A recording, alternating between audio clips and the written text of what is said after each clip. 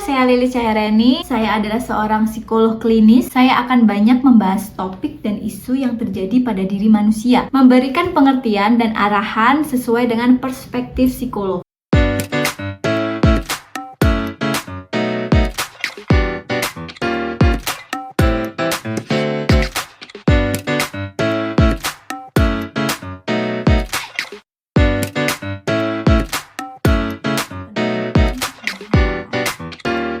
Kita pasti pernah menaruh ketidakpercayaan terhadap orang lain.